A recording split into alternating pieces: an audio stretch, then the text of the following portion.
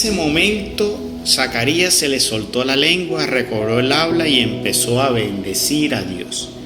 Meditemos el Evangelio de hoy en el nombre de Dios Padre, de Dios Hijo y Dios Espíritu Santo. Báñanos, Señor, con tu Espíritu. Regocija dentro de nosotros tu hermosa y bella luz. Danos tu sabiduría, tu inteligencia, tu discernimiento. Danos el poder comprender lo que es bueno y lo que es malo para hacer solo lo bueno, ya que lo bueno es grato a ti y es para el bien nuestro. Leamos de Lucas 1, del 57, 66 y el 80. Por aquellos días le llegó a Isabel la hora de dar a luz y tuvo un hijo.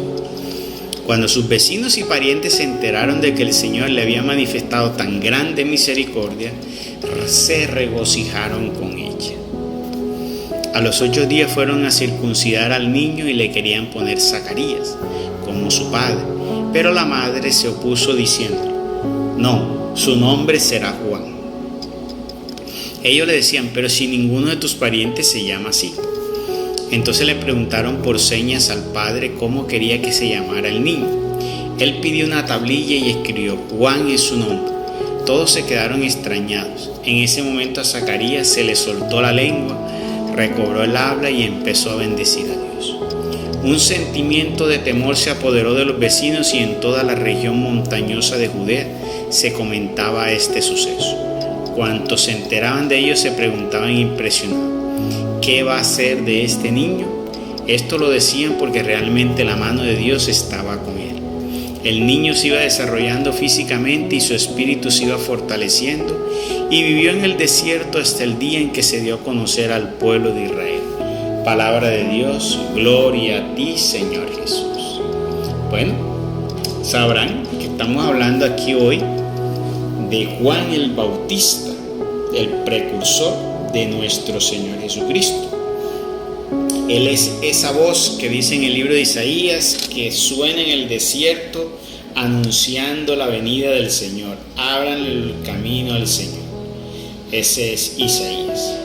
Ese es Juan el Bautista. Y nos muestra en este episodio para recordar primero, como una exhortación para darnos cuenta, en los tiempos de antes, antiguos, que estamos hablando en estos tiempos de Isabel. Isabel era una mujer que estuvo perturbada un tiempo, triste, porque ella no podía tener hijos. En ese tiempo tener un hijo era algo supremamente importante en la vida de cualquier matrimonio. ¿Sí? Eso no era una opción de que si quiero o no. Todos tenían la disposición y se formaban los hogares, era con esa opción, con esa predisposición, formar hogar con hijos. Y se tenían muchos hijos. O sea, era importante para la mujer, era demasiado importante mostrar esa capacidad para poder tener hijos, porque era un don de la vida que la mujer apreciaba demasiado, el poder procrear, el poder dar la familia, y el hombre también junto a la mujer, y eso era algo que llenaba mucho los corazones, tanto cuando llenaba un hijo, las personas, sin tener que decirle, las personas llegaban detalles y se alegraban con la mujer. Bueno, la madre de Juan el Bautista triste porque ya estábamos entrada en edad y no tenía hijos, y en los tiempos antiguos no tener hijos también era señal como de maldición. Pero mira que a veces no es maldición, a veces saber esperar el tiempo. ¿Qué podríamos decir en primera enseñanza? Muchas veces estamos esperando algo en oración con Dios y estamos orando. Entonces muchas veces lo que puede suceder, si es como Isabel y como Zacarías, es que Dios tiene un tiempo estipulado y adecuado para eso. Ya, Juan no podía nacer antes ni después, ese era el tiempo estipulado. Así también muchas cosas nosotros nos van a llegar es en el tiempo preciso, porque Dios tiene unos tiempos y esos son los tiempos para que se den las cosas. Entonces tenemos que aprender a tener la paciencia de Dios, porque si no, no va a ocurrir algo que es lo segundo que les quiero indicar de este evangelio, lo que le sucedió a Zacarías. ¿Qué le sucedió a Zacarías? Que cuando el ángel le anunció acerca de que iban a tener un hijo, ¿qué pasa? Se mostró un poco incrédulo, y por su incredulidad el ángel le dijo: ahora te quedarás mudo hasta el nacimiento del niño. Y se quedó mudo hasta el nacimiento del niño, que fue cuando dio el nombre, escribió en la tablilla Juan, para confirmar lo que había dicho Isabel, que también ha dicho Juan. ¿Por qué? Porque ya Dios le había revelado que ese tenía que ser el nombre. Entonces, ahí se le abrieron los ojos. Entonces, Dios, si nosotros somos parte del pueblo elegido de Dios, tenemos que saber que así como Dios nos brindará grandes cosas, también Dios nos corregirá a nosotros fuertemente. Pero ese corregir de Dios es un corregir para mostrarnos cosas maravillosas y grandiosas, para corregirnos. En este caso pensemos, a veces es mejor que nos quiten el habla antes de que tener que hablar y nosotros poner en duda o decir cosas de duda sobre la obra de Dios.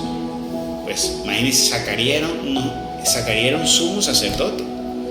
Zacarías debería ser el ejemplo de lo que debería ser la fe y que para Dios nada es imposible, pero él dudó. Entonces imagínese usted, por esa duda Dios hizo, mire, Moisés también lo hizo, castigó a Moisés, por decir así. Entonces tenemos que tener en cuenta que aunque hoy es el mismo Dios de ayer, pero hoy tenemos la ventaja que Dios ha decidido no tener en cuenta nuestras locuras, no tener en cuenta nuestra falta de fe, y sí abriendo el espacio. Tenemos que tener en cuenta que eso sí tiene consecuencias en nuestra vida. La ventaja que tenemos es que tenemos abierta la misericordia para poder borrar eso rápidamente, pero no quiere decir que esa falta de fe no vaya a actuar sobre nosotros. Por eso es importante cuidar lo que hablamos, sobre todo dar una sentencia que sea en contra de la fe o algo que vaya en contra de Dios. Tenemos que tener mucho cuidado sobre eso, que muchas veces somos muy ligeros a veces en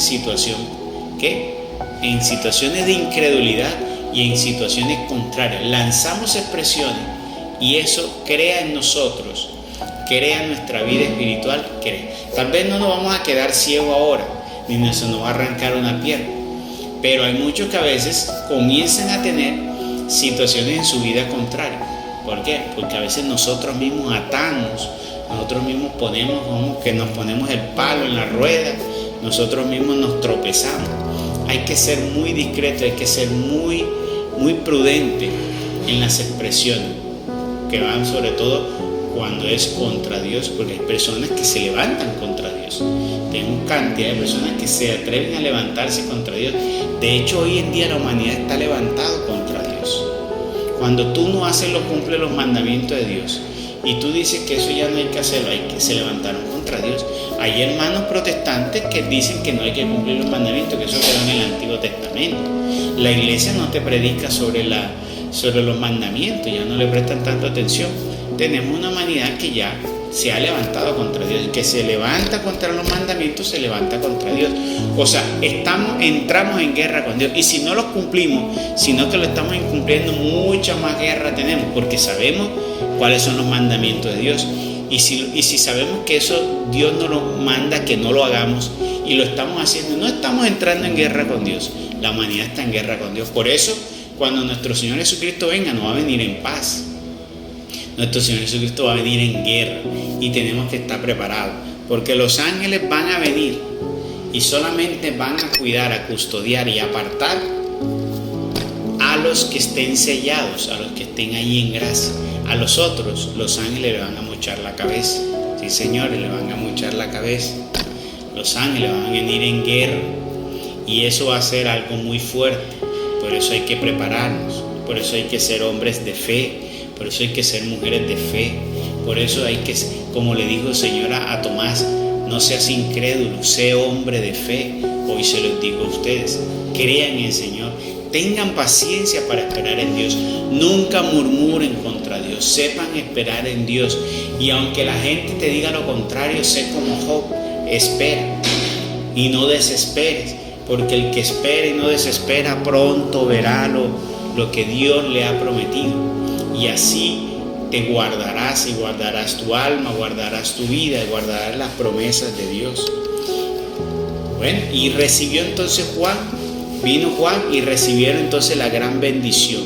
Y vino que Dios le dijo, le dio después el agua, dándole a Dios ¿qué? La esperanza, devolviéndole a Dios su misericordia, mostrándole su gran bondad, a pesar de nuestros grandes errores, porque ese es el Dios de la misericordia.